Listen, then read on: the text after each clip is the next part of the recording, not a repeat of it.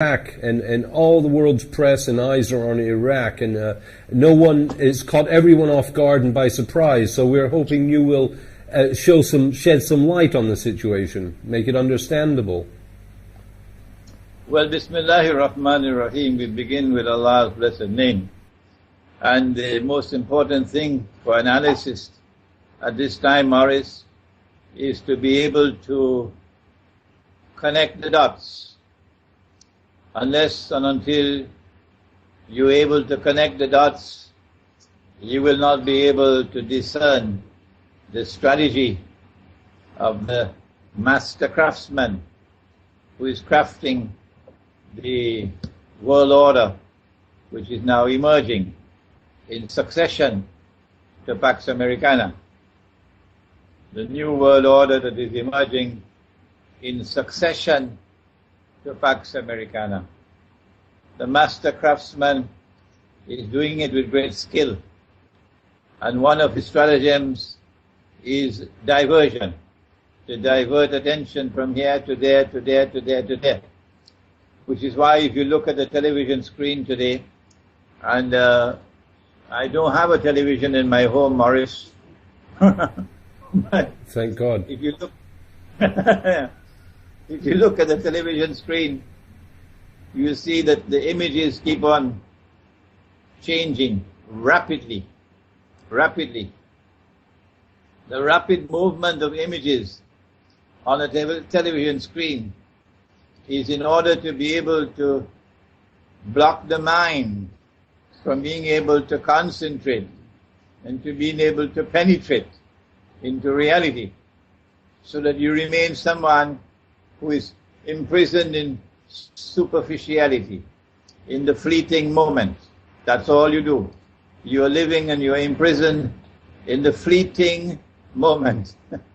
So if you're able to connect the dots, then and only then can you discern the big picture. And the big picture is that, number one, the master craftsman is hell-bent on fomenting Shia-Sunni civil war. And in order to foment Shia-Sunni civil war, he has to demonize the Shia, so that the Sunni become all revved up for war with the Shia. And that has been going on for some time now.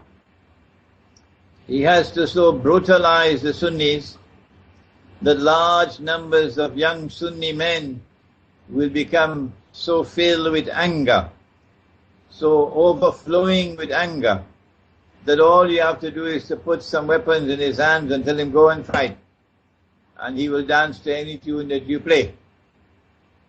So what they did in Libya, and then what they did in Syria, is what they're now doing in Iraq. It's the same master planner at work, the same supplier of weapons. And I want to assure you that this body called themselves ISIL, or that's the French, and ISIS in English, this body of so-called mujahideen, I want to assure you, Morris, they're not getting their weapons from Santa Claus. No. The same Santa Claus who supplied weapons to them in Benghazi, so that they're able to take over Libya. The same assortment of Santa Clauses who've been supplying them with weapons and training and US dollars for them to wage their bogus jihad in Syria. I am absolutely certain, Morris, that it is the same Santa Claus at work, supplying weapons and supplying training and supplying funds for this, what is now occurring in northern Iraq. And the purpose is, of course, ultimately to serve the cause of the Zionists.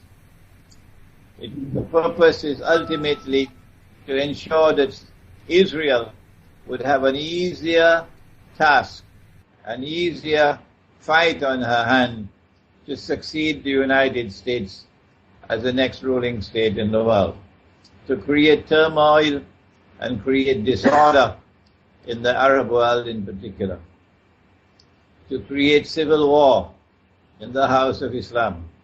And that's what they're doing in northern Iraq. Is it not the case that there is also popular support for the uprising in Iraq? ISIS is only a few thousand fighters. It could not possibly be taking over huge towns and cities without local support. We have someone from northern Iraq sitting with me here now. It appears it's not just a matter of local support, and of course the Sunnis in Iraq would feel a certain amount of grievances over majority Shia rule when they have been ruling over the country for so long. But it is also a conscious decision on the part of the Iraqi government to withdraw the armed forces of Iraq from all of these areas. So there's no fight. ISIS is not defeating them on the battlefield. It is rather that the Iraqi government has decided to withdraw her armed forces from that part of Iraq. Well, there's been a lot of disquiet from Maliki about the amount of troops that ran, deserted, absconded, and there's a lot of publicity given now to how much is being paid to new volunteers to battle ISIS. But I'd like to make this point that ISIS is only a few thousand fighters. They surely can't just approach a town of a few 100,000 people and overwhelm it within hours, which is what we are witnessing. What I'm saying is there must be Saddam loyalists, Baathists, and various others there supporting them. There's also the undercurrent of an emerging Shia-Sunni civil war. If ISIS is comprised of Sunni warriors, then they can exploit the underlying Sunni sentiment of discontent with the Shia, which has been playing for some time now. Okay? The mastermind is succeeding, and succeeding dangerously so, in approaching that point when he will succeed eventually in fomenting overall Sunni Shia civil war. In a previous interview, I had mentioned that perhaps behind the scenes there is a second track of negotiations going on with Iran. A secret track of negotiations going on with Iran, where an offer is being made, a plum which is so juicy, that only the best of all can refuse it. And that is for the triumph of the Shia version of Islam over the Sunni. For that triumph of Shia Islam to take place, you have to facilitate the emergence of an Imam al-Mahdi who will be accepted in Mecca. In order for Mecca to accept the Imam al-Mahdi, Mecca has to be under Shia rule. How can Mecca be under the Shia rule without some kind of very astute diplomacy with Iran and very astute military planning, with a number of people facilitating, surprisingly, facilitating a movement towards Iran taking over Mecca. I don't want to speak any more on this Mecca. I just want to leave the dots for those who have the intelligence to be able to connect the dots. This is a possible scenario being negotiated secretly, and hopefully we pray that Shia Iran will not fall into that trap. So your suggestion is NATO may turn on Saudi Arabia. One wonders if NATO is not bombing ISIS at this moment, if it is Saudi Arabian pressure that's stopping America from bombing ISIS and her allies. Why should NATO, why should the United States be bombing ISIS except as camouflage when ISIS is doing the work that the Zionists want ISIS to do. Nevertheless, they have tremendous support from Saudi Arabia, and I just wonder how much Saudi Arabian influence there might be on American foreign policy in the area. Isn't Saudi Arabia a Zionist state? Isn't Saudi Arabia dancing to the tunes of a Zionist drum beater from day one? Okay? There's a falling out now because Saudi Arabia is seeing the United States cozying up to Iran. Okay? Yes. And maybe a betrayal of the Saudis. That's in the cards. But ISIS is dancing to a Zionist drumbeat without any doubt at all, because it identifies itself in a very strange way. It doesn't identify itself as a revolutionary movement. Morris, it identifies itself as an Islamic state. Why would you identify yourself as an Islamic state when the only way that an authentic Islamic movement of liberation can establish an authentic Islamic state is if you make a claim to the restoration of the caliphate or the khilafah? Well, very clearly you don't need a PhD to know that that's in the cards. And it's going to be a bogus caliphate, a bogus khilafah. If they want to fall for that trap, that's their choice, not ours. We can see ahead of us, we can connect the dots, and we can discern very clearly that the Islamic State of Iraq and the Levant, or the Islamic State of Iraq and Syria, is heading towards a goal of an Islamic State in which they will claim to restore the Khilafah or the Caliphate. And we are saying up front, before they achieve it, that it will be as bogus a Caliphate as the paper money that we're now using as money. You know, in Syria there's been alarm bells for a long time about this ISIS group as being even more extreme than the other groups. And so people that are supporting the Bashar Assad government are very much, they want to attack ISIS in all ways. And the problem is, I'm worried they're going to be duped. And America is at some point going to start to bomb ISIS in Syria. In other words, America's about, is it preparing to re-penetrate the Middle East? Is it about to reoccupy the Middle East or re-destroy it? There appears to me, Morris, to be evidence in our eschatological data. Sorry for using such technical language. Islamic eschatology envisages or anticipates precisely that a new Western military presence in the Arab world, when they're going to land, as the Prophet said, alayhi salatu wasalam, in the area north of Damascus, where a big war is going to be fought. So yes, they're preparing for that Western intervention, military intervention. But a Western bombing of ISIS, I think it's only going to be window dressing. Like an Israeli attack on Iranian nuclear plants will be only window dressing, meant to provoke Iran into a military response which will entirely meet the approval of Israel. We're all being manipulated. The Zionists have outsmarted everyone for centuries, it seems. Yeah. So I'm afraid that we're using ISIS as a caricature and it's not reflecting the reality on the ground. I'm repeating myself, but there's a lot of Baathists, Saddam loyalists. There's been a lot of injustice to the Sunnis in Iraq. They're taken off the streets, they're put in prison, they're never tried, they're locked up for years. There are many accounts of these types of stories. So I'm worried that we're all focusing on ISIS when in fact ISIS is actually a small part of the picture.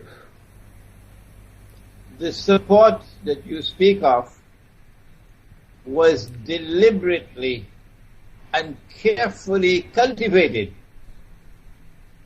They created it so that they could exploit it the way they're now exploiting it. You don't need a PhD to understand that.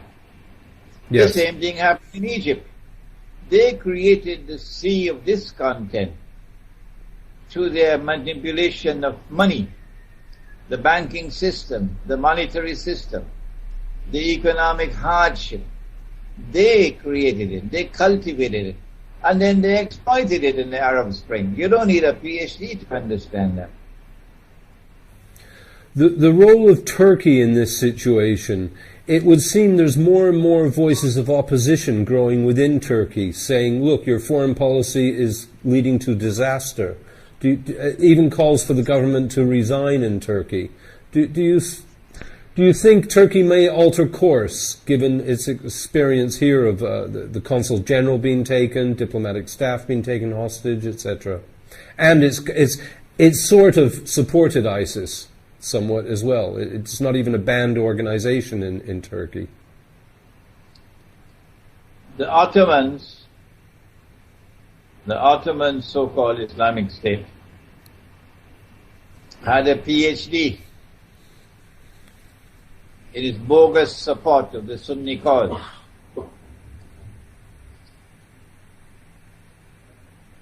In its bogus support for the Sunni cause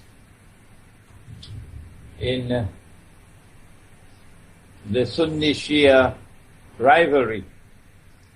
The Ottoman state waged bogus jihad against the Shia for centuries in order to keep the Shia-Sunni rivalry and hatred burning very fiercely.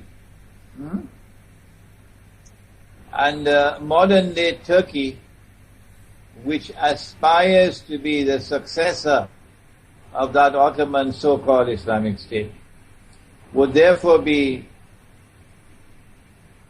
true to its antecedents in again supporting such a cause that would stoke Sunni Shia civil war. What ISIS is doing is precisely that, creating conditions which will force Iran and force Shia Iraq to respond militarily. And as Shia Iran and Shia Iraq respond militarily, then the Sunnis around the world will come to the rescue. And you're going to have it. That's what they wanted, and that's what they now get.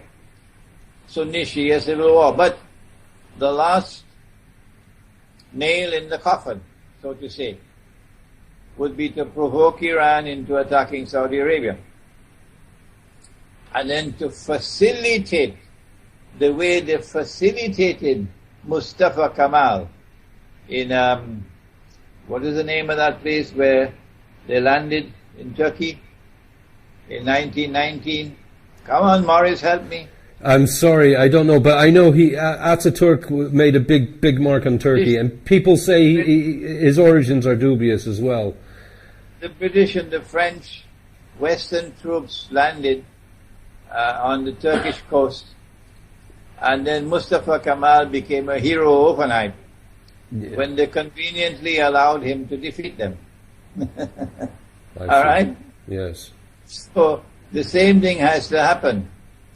That what would appear to be, and I hope it does not happen. I hope the Iranian leadership will listen to me. That a miraculous Iranian military advance into Saudi Arabia, which when you look underneath, it's not going to be so miraculous at all because it's going to be facilitated. An Iranian military attack on Saudi Arabia in consequence of an Israeli attack on Iran, and then Iran responds by taking Bahrain, and then across the causeway into Saudi Arabia, on the road to Mecca. That is what they want. because that's going to be the last nail in the coffin, ensuring Sunni Shia civil war. What ISIS is doing is playing into their hands, giving them precisely that Sunni Shia civil war that they want. Secondly, ISIS is playing into their hands because you can close your eyes and see what's the plan. The plan is to create an Islamic state, a bogus Islamic state, a Zionist Islamic state. And that Islamic state will claim to recover the Khilafah or the Caliphate, the Sunni Caliphate. You can see in advance this is what they're planning. But it cannot be a real Caliphate. No. It's going to be a bogus Caliphate. And I'm saying that up front. All the reports I see say ISIS has 10,000 fighters in Syria and Iraq. That is not a large amount of people, and certainly not to be conquering huge swathes of territory. I think we're also being manipulated to think they're a greater power than they are. They've taken over Mosul of millions of people. They've taken over towns of hundreds of thousands of people. They can't spread themselves that thin. It's not possible that they're such a big force. I think the name of the town is Mosul. Okay. Mosul, yeah. And I think that we have to ask why has the Iraqi armed forces withdrawn? So you don't have a fight to the finish. It's not a case of they taking over. It is a case of they replacing the Iraqi armed forces. When the Iraqi armed forces withdrew, why are they withdrawing? I can't answer that question, Maurice. I don't know why they're withdrawing. Maybe you can find out from someone else. Why have the Iraqi armed forces withdrawn? Well, Maliki seems to have failed miserably as a unifying force in Iraq. It seems he's lost the support of Iran, the United States, and absolutely everyone. He has misplayed some cards. You cannot unite Iraq in the same way that you cannot reunite Ukraine if you follow the Shia foreign policy of the Maliki government, or you follow the foreign policy and the domestic policies of the present people who sit in Kiev. You have to build a plural model of a state for a plural polity. Putin, to his credit, and Russia, to its credit, has been asking for precisely that, to negotiate a federal agreement. I don't call it federal, I call it a plural model of a state for Ukraine, because it's not a homogeneous society. It's not a homogeneous polity. This is what our Prophet, Allah's blessings be upon him, did when he went to Medina. He found a polity which was comprised of heterogeneous units. There were Jewish tribes, some of which were locked in war with each other. And there were pagan Arab tribes. And then you had people who had migrated from Mecca. So you had three big groups of people. One, the Muslims.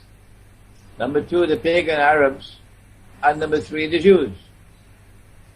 And he patiently negotiated over a period of 7 months a constitutional agreement with which he was able to create a plural model of a state in which the individual was not the unit of the state, but rather the different groups which were heterogeneous. Ukraine is not a homogeneous society, and not a homogeneous polity. And the fools who now hold power in Kiev are unwilling to accept that. Similarly with Shia foreign policy in Iraq. Iraq is not a homogeneous polity. Iraq is very clearly divided into several different main groups. amongst which the biggest is the Shia-Sunni divide, but that's not the only one. You have the Arab-Kurdish divide, okay?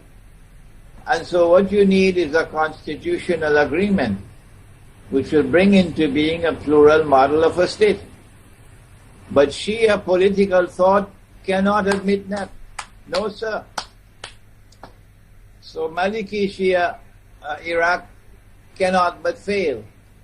So if there is substantial Sunni support for the rebellion in the north, which is parading itself under the bogus name of ISIS, it is because the model of a state which has come to Iraq is one which cannot accommodate its heterogeneous polity. Do you feel that a solution may be just dismembering Iraq, that it no longer remains one country as we know it? That is already decided upon, not just for Iraq. They want to do the same thing with Egypt. They want to do the same thing with Saudi Arabia. It is part and parcel of the master plan for establishing Israeli political and economic dominance or dominion over the entire Arab world. You got to break them up into bits and pieces. That's the master plan for Pakistan as well. So might we see 3 different countries emerging out of Iraq in the years ahead? Like Somalia today, like Libya is already disintegrating, okay, into different warring factions which may not even be called states. It's mayhem, it's disorder, and that's what they want. They will facilitate Israel in her effort to try to succeed the United States of America in establishing Pax Judaica, which will replace Pax Americana. And to finish off, to return to Iraq for 1 second, where is this leading to? Is there any light at the end of the tunnel? Do you just see a Shia-Sunni civil war only? I hope and I pray that there are sufficient people in the world today who have the capacity to connect the dots and to discern or to understand